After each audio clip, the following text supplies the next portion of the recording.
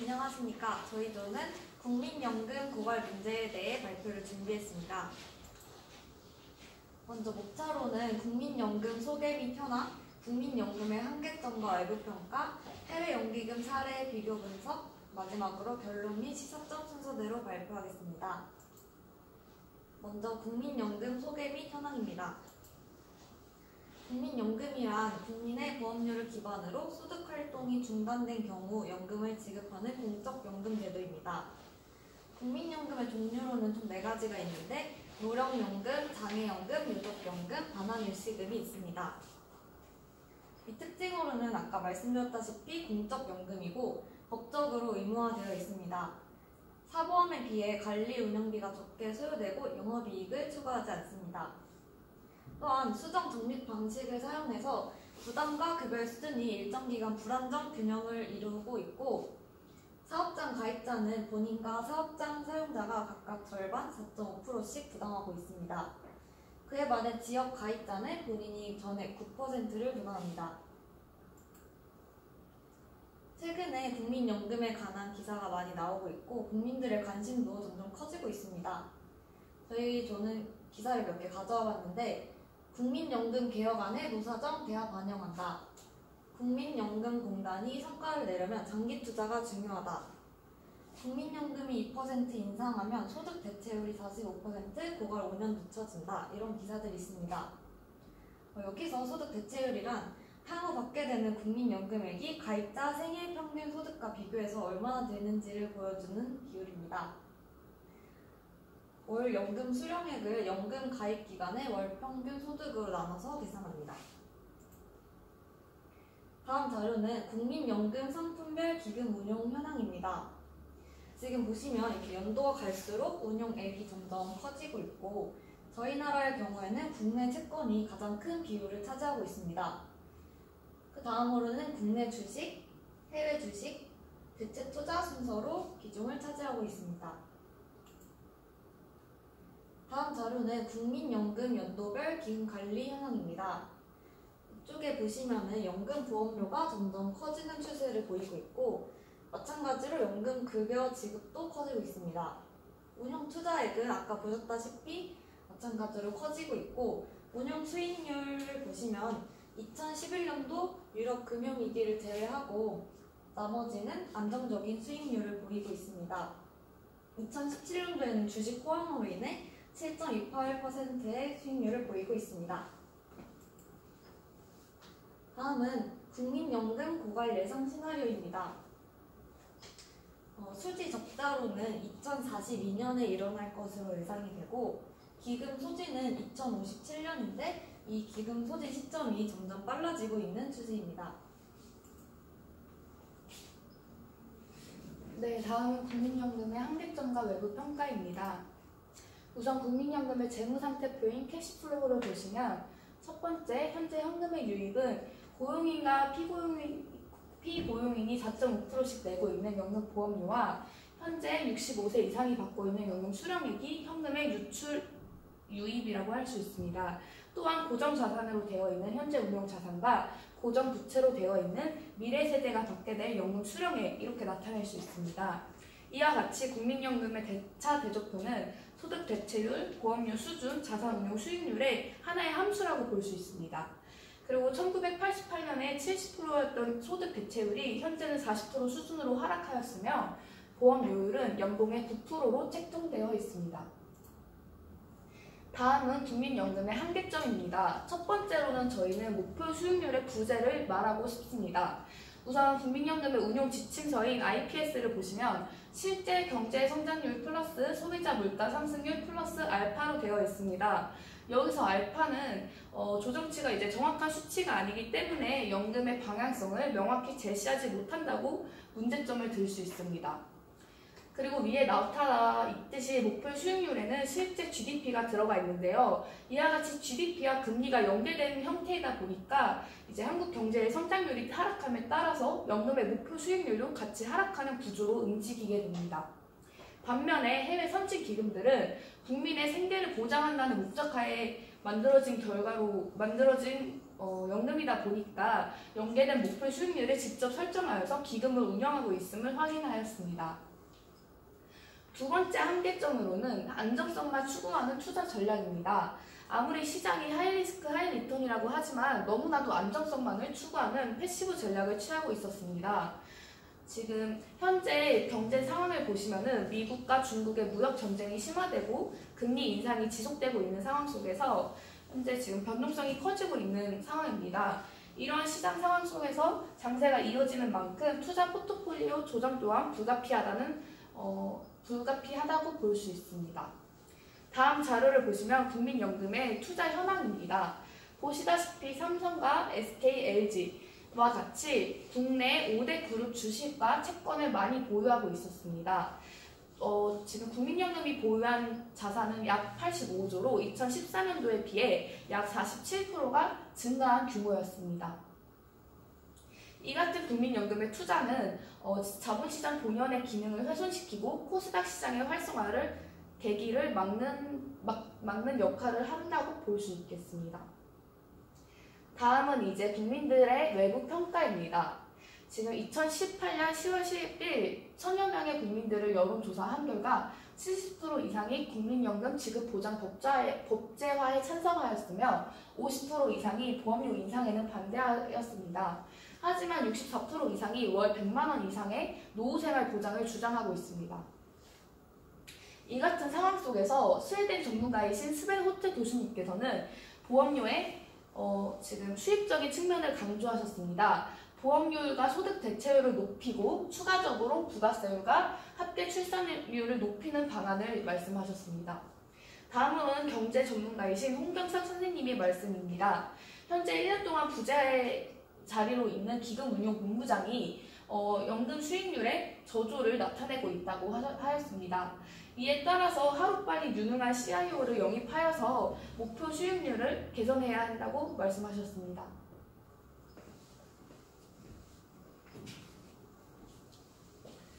네, 그럼 이제부터 국민연금과 해외의 다른 연기금들을 비교해서 보도록 하겠습니다.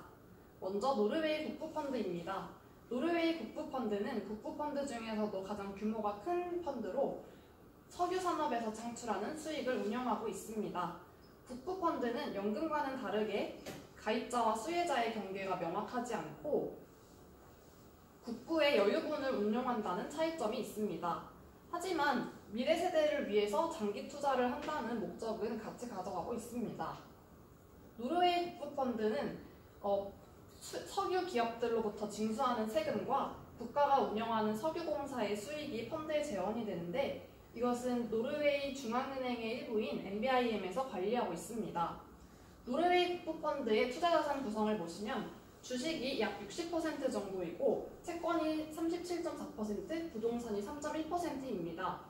국민연금의 주식 투자 비중이 40%가 안 된다는 것을 감안하면 주식 투자 비중이 상당히 높은 것을 알 수 있습니다. 그렇다면 노르웨이 국부펀드랑 국민연금을 좀 더 자세히 비교해 보도록 하겠습니다. 왼쪽은 노르웨이 국부펀드와 국민연금의 연도별 수익률을 비교해 놓은 것입니다.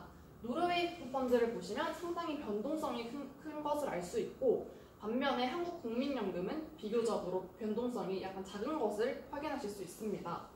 이렇게 변동성 측면에서 차이가 발생하는 이유는 위험성의 차이 때문입니다. 노르웨이 국부펀드는 국민연금보다 더 위험한 투자를 하기 때문에 좀 더 높은 수익률이 나오는 것입니다. 그리고 다음으로는 규모의 차이도 확인할 수 있습니다. 노르웨이 국부펀드는 규모가 1조 달러가 넘는 반면 국민연금은 그것의 절반 정도인 5,600달러입니다. 다음으로는 일본 공적연금을 살펴보도록 하겠습니다. 일본 공적연금은 우리나라의 국민연금과 가장 성격이 비슷한 기금인데요. 일부 국제 채권 투자를 제외하고는 전문적인 운용사에 위탁 운용하고 있는데 이 점이 가장 큰 차이점이라고 볼 수 있습니다. 일본 공적연금의 규모는 1조 2천억 달러로 글로벌 연기금 중 가장 큰 규모를 자랑합니다. 일본은 우리나라보다 고령화가 더 일찍 진행이 되어서 계속해서 공적연금을 개혁해왔습니다. 2004년부터 단계적으로 보험료를 인상해왔고 거시경제 슬라이드라는 장치를 도입했습니다. 거시경제 슬라이드는 수명 연장 및 출산율 감소로 인한 노동인구 감소를 연금액 개정에 반영하는 것입니다. 또한 2015년에는 공무원연금과 후생연금을 통합시켜서 더 큰 규모의 기금이 되었습니다. 일본 공적연금에 관한 이슈로 주식 직접 투자 논란이 있는데요. 일본 공적연금은 좀 더 공격적인 투자를 단행하기 위해서 주식 직접 투자와 관련된 법률 개정을 진행 중이라고 합니다. 일본 공적연금이 주식 직접 투자를 하게 되면 주가 왜곡이나 정치권 개입 등의 부작용이 예상되지만 한편으로는 위탁 매매의 비중을 줄임으로써 수수료 절감 효과도 볼 수 있다고 합니다. 그렇다면 일본 공적연금과 국민연금을 비교해 보도록 하겠습니다. 먼저 규모 면에서 일본의 공적연금은 1.5조 원 정도인 반면 우리나라의 국민연금은 그거의 절반도 미치지 못하는 634조 원밖에 되지 않습니다. 그리고 다음으로는 국내 자산의 위탁 운용 비중인데요. 일본의 공적연금은 100% 국내 주식을 위탁 운용하지만 우리나라의 경우 절반이 넘는 비중을 직접 투자하고 있습니다. 그리고 마지막으로 주주권 위탁 비중인데요. 이것도 위탁 운용과 마찬가지로 국민연금은 0%를 위탁을 받는데 일본 공적연금의 경우 100% 위탁을 해서 기관 투자자가 주주권을 100% 행사한다고 합니다.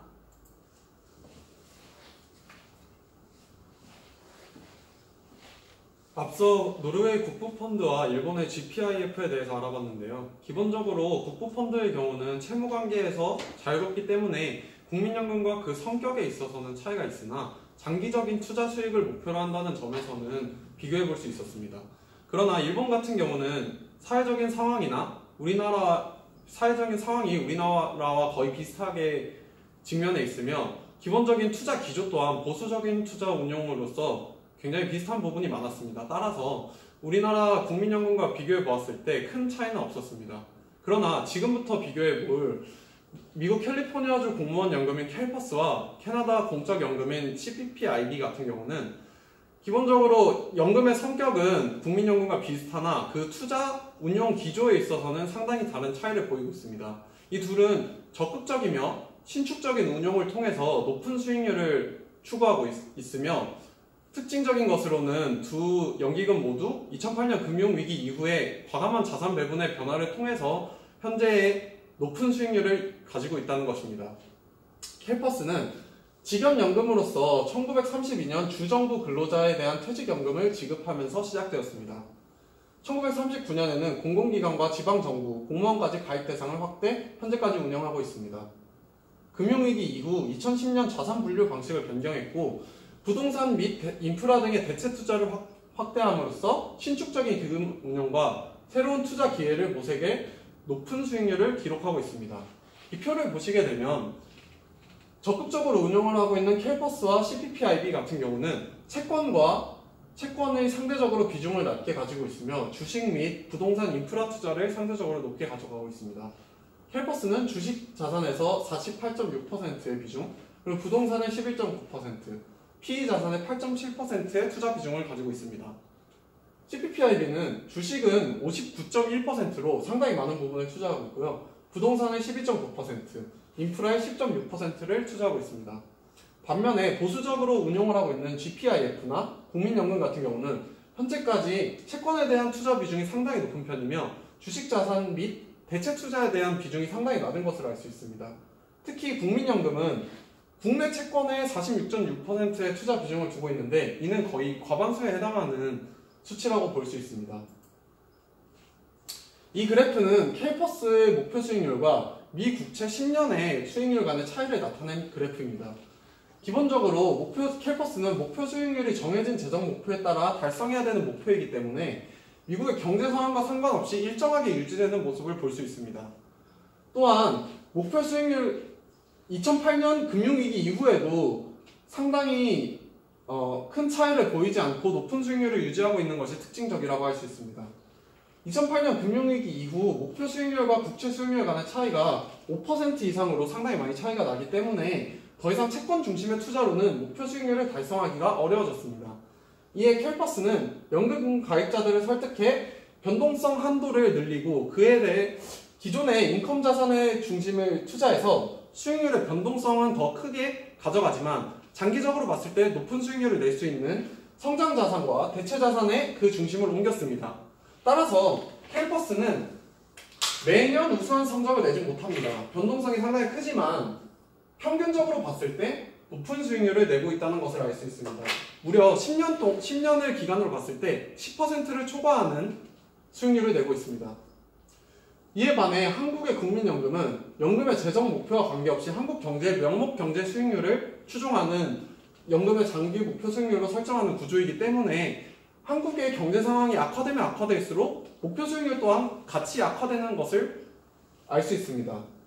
따라서 2000년만 하더라도 국민연금과 미국 캘퍼스 장기 목표 수익률은 각각 10%와 8%로 큰 차이가 없었습니다. 그러나 현재 시점에 왔을 때 국민연금의 목표는 4.6%, 미국 연금의 목표는 아직도 7%라는 높은 장기 수익률을 가지고 있습니다.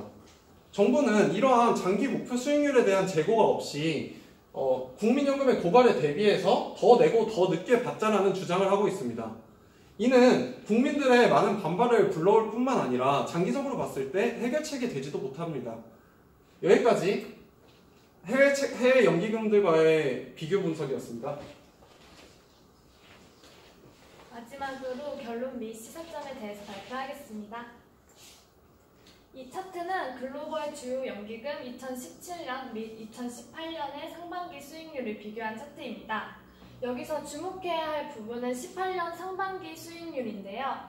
CPP-IB를 제외하고는 캘퍼스 1.2%, GPIF는 마이너스 1.9%에 비하면 국민연금의 0.9%는 그렇게 나쁘지 않은 수익률을 낸 것으로 보입니다. 그러나 장기적으로 생각해 봤을 때 수익률을 높이기 위해서는 전략을 바꿔야 할 필요가 있다고 판단했습니다. 저희는 두 가지를 생각해 보았는데요. 첫 번째, 수익률에 있어서 국민연금의 투자 비중에 어떠한 변화가 있어야 한다는 것입니다. 현재 국민연금의 투자 비중은 주식 약 39%, 채권 약 51%, 대체 약 11%입니다.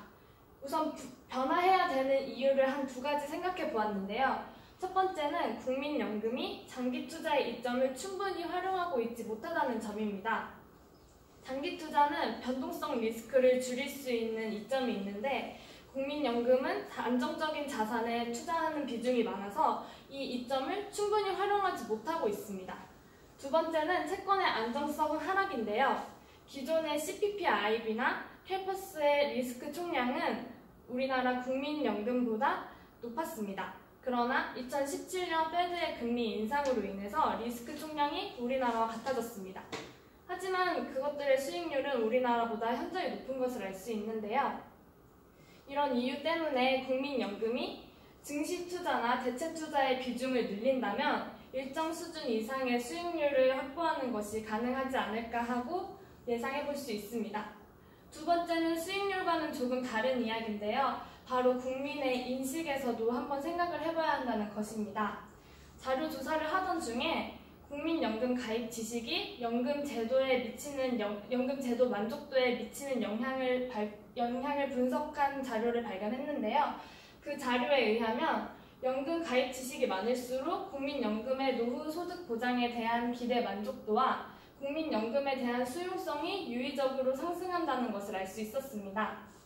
국민연금 제도의 지속성과 앞으로의 개혁에 있어서 잘못된 지식과 인식은 더 큰 불안감을 가지고 올 것입니다. 그렇기 때문에 국민연금 공익광고 및 국민연금 공단 근무자를 통해서 원활한 정보 제공을 하여 국민연금에 대한 국민의 인식을 개선하고 지식을 높인다면 좀 더 좋은 결과를 낼 수 있지 않을까 하고 생각해 보았습니다.